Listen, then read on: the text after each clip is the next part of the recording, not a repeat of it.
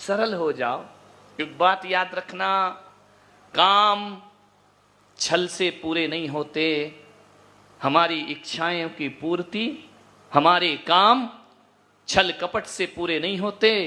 हमारे काम पुण्य के उदय से पूर्ण हुआ करते हैं। यदि पुण्य है तो काम होंगे, और पुण्य नहीं है तो कितना भी छल करो हमें सफलताएं मिलने वाली नहीं है। पुण्य बढ़ाओ, ध्यान रखना। 24 घंटे छल कपट ईर्ष्या मान मत बढ़ाओ, पुण्य को बढ़ाने का प्रयास करो। बड़े मजे की बात है, पुण्य का उदय होता है ना तो छल भी काम कर दिया करता है, और पुण्य का क्षय हो जाए तो छल तुम्हारा काम आने वाला नहीं। पुण्य का उदय, पुण्य को बढ़ाने का प्रयास करो। छल करने के बाद आपको शांति नहीं मिल सकती है, आपको सुकून नहीं मिल सकता है। एक मां से एक बेटे ने कहा कि मां, एक काम मिल रहा है, तू बोले तो मैं करूं। मां ने कहा कौन सा काम मिल रहा? बोले कमाई तो बहुत है, पैसा बहुत मिलेगा, लेकिन मां मेरा मन गवाह नहीं दे रहा है। मां ज्यादा पढ़ी लिखी नहीं थी, अनपढ़ थी। उस मां ने कहा बेटा, मैं तो कुछ जानती नहीं हूं कि क्या करना और क्या नहीं करना। मैं बस इतना जानती हूं, इतना ही मुझे आता है। एक ही सूत्र मैं तुझे दे रही हूं कि रोज सुबह आकर मैं तुझे जगाती हूं। तू सुबह सुबह बड़ी चैन की नींद सोता है, मैं सुबह आकर तुझे जगाती हूं। बेटा जीवन में ऐसा कोई काम मत करना कि मैं तुझे जगाने आऊं और तू पहले से ही जागता हुआ मिले।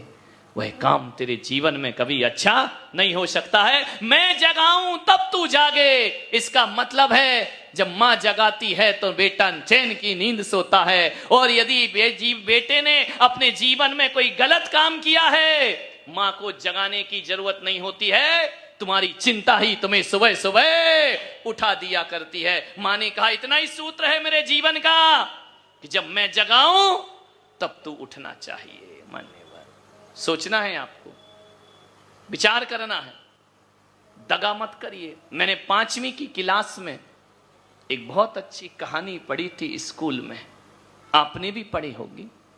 एक बहुत बड़े संत हुए, बाबा भारती कहकर जिन्हें दुनिया जानती थी। बहुत अच्छी कहानी है। उनके पास एक सुंदर सा घोड़ा था जिसका नाम सुल्तान था। बहुत प्यार करते थे वो घोड़े से।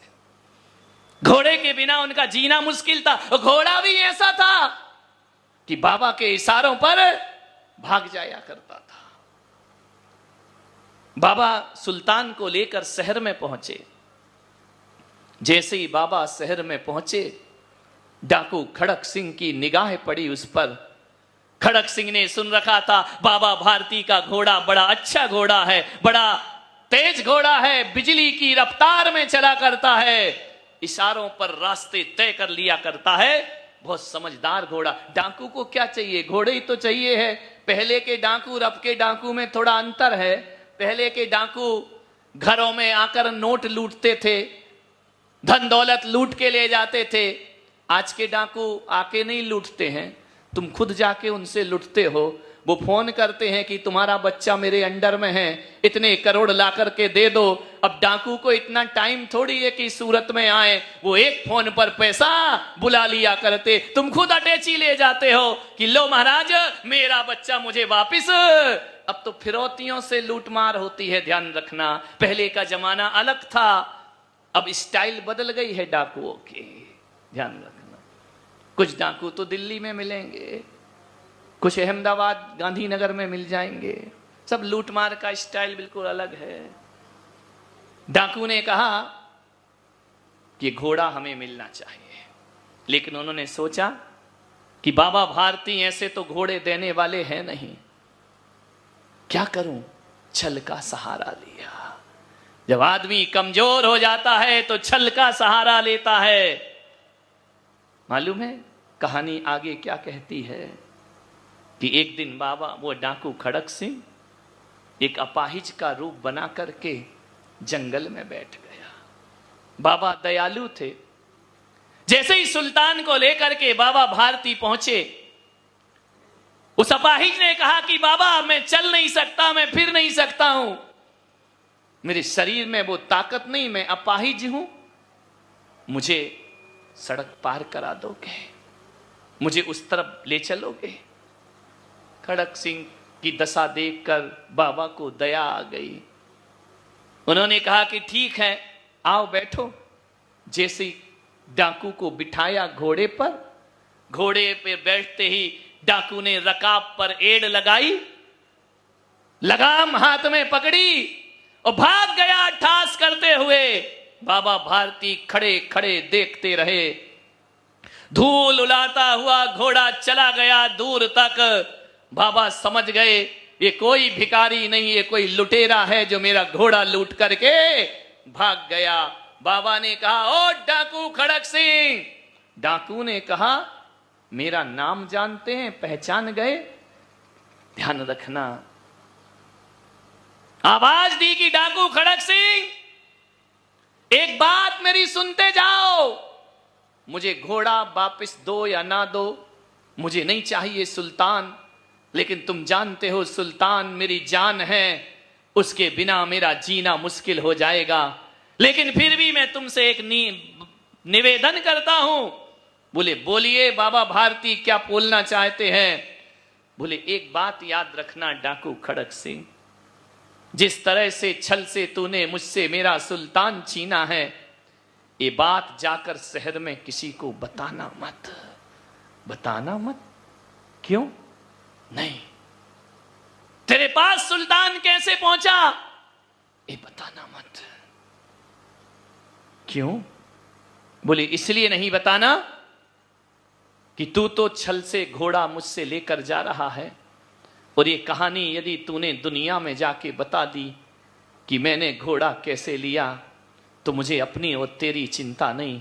आज के बाद इस दुनिया में लोग अपाहिजों पर विश्वास करना छोड़ देंगे, लोग दया करना छोड़ देंगे, लोग धर्म करना छोड़ देंगे, और किसी भी अपाहिज की दुनिया में कोई सहायता नहीं करेगा। घोड़े का गम नहीं है, गम इस बात का है कि लोगों के अंदर दया और करुणा का हमेशा हमेशा को अंत हो जाएगा। मैं तुझसे निवेदन करता हूं, और यदि कोई कहे कि घोड़ा कैसे मिला, तो खुलेआम छाती ठोक कर कहना, बाबा भारती ने मुझे घोड़ा इनाम में, ये मत बताना कि मैंने ये घोड़ा छल से प्राप्त किया है। डाकू खड़क सिंह चला गया सुल्तान को लेकर के। रात को 12 बजे बाबा भारती की झोपड़ी में सुल्तान के चिंगाड़ने की आवाज आती है, हिनहिनाता है घोड़ा।